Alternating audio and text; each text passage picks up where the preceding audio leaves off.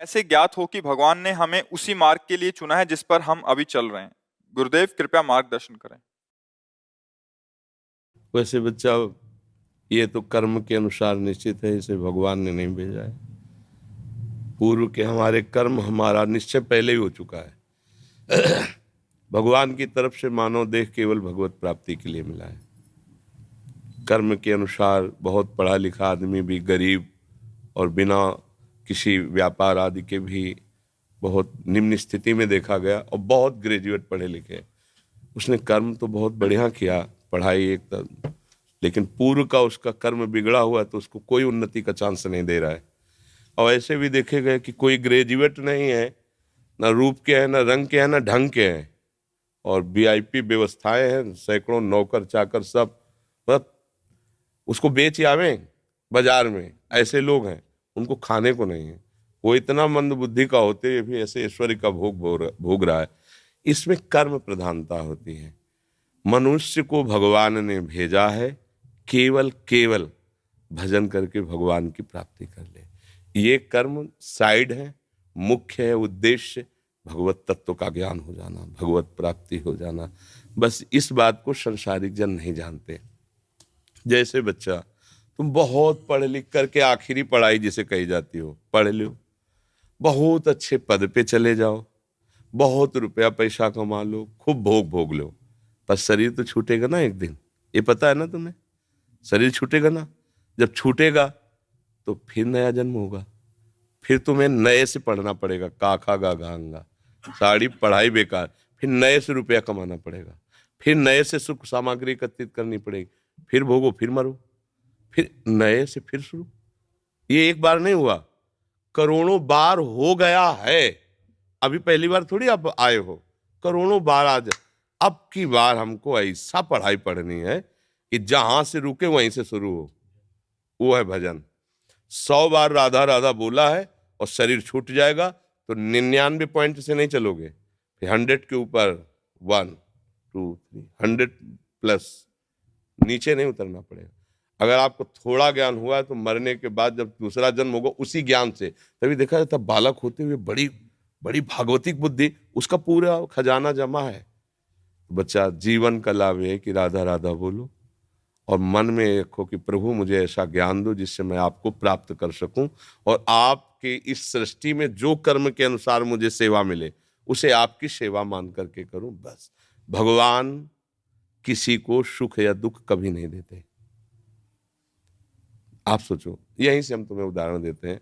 हमारे देश के प्रधानमंत्री का उद्देश्य क्या है? मेरा पूरा भारत सुखी रहे। कोई भी बैठे उस पद पे, हम नाम किसी का संबोधन करके नहीं, उस पद का भाव क्या है? पिता की तरह पूरे देश की प्रजा का हित करना, पालन करना। अब उसी पद से बनाए हुए कानून में फांसी की भी सजा है, 20 साल की सजा वहीं से पास हुआ है, जबकि वहां का मुख्य उद्देश्य है तुम्हें सदैव सुखी रखना, बाहर भीतर कहीं कोई आक्रमण ऐसा ना हो पाए कि तुम्हें दुख पहुंचे। पर तुमने ऐसे कर्म कर दिए कि संविधान आपको बख्शेगा नहीं। समझ गए ना? ऐसे ही हमारे भगवान कभी किसी को, वो तो नॉर्मल उदाहरण, कहाँ एक प्रकृति के अंश शरीर में फंसा हुआ जीव कोई भी हो, और कहाँ समस्त प्रकृति का ईश्वर परमात्मा। ये कृति है, उसकी रचना है। कोई भी रचना होती तो रचनाकार तो होता ही ना, इसको कहते हैं कृति, प्रकृति। तो इसका रचनाकार ईश्वर, वो इतना दयालु है, इतना दयालु है कि वो किसी को भी कष्ट नहीं दे सकते कभी भी। अब हम ऐसे कर्म कर बैठते हैं कि संविधान लागू हो जाता है। जैसे भारत का कानून संविधान है, आप अभी कुछ गलत कार्य करो तो आपको दंड मिलेगा।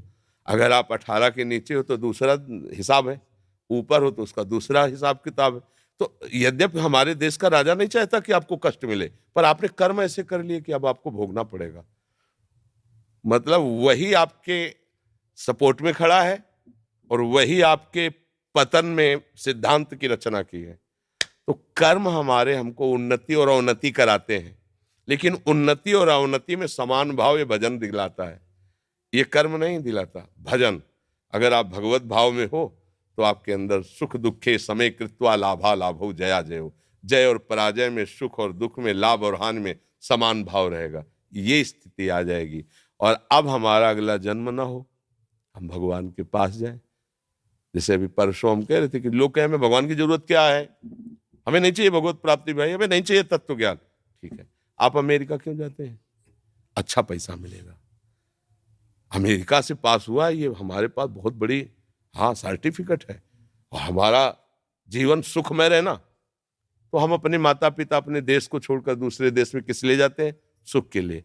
तो हम ऐसे देश का परिचय दे रहे हैं जहां दुख का प्रवेश ही नहीं है, मृत्यु का प्रवेश नहीं है, अशांति नहीं है। वो लोग कितना सुख होगा जब मरने का भय नहीं। अभी आप कुछ भी करो, मरने का भय लगा है। सुंदर सुंदर सब कुछ मिला है, लेकिन सब छूट जाएगा, हम मर जाएंगे।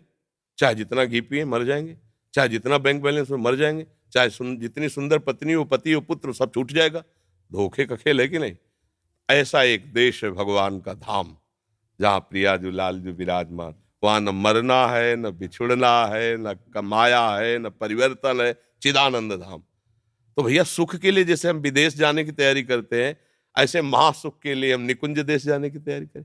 वृंदावन धाम चिदानंद, भाई रामोपासक है अवध धाम साकेतपुरी, शिव उपासक है कैलाश धाम। भगवान अपने धाम में बुलाकर जीव को कृतकृत्य कर देते हैं। इसलिए बच्चा पढ़ो लिखो, कर्म के अनुसार जो उन्नति अवनति मिले उसमें समान भाव रखते हुए नाम जप करो, तो जीवन का लाभ मिल जाएगा। अभी बच्चे हो, शायद हमारी बात ना समझ पा रहे हो, कुछ तो समझ में आती होगी जी।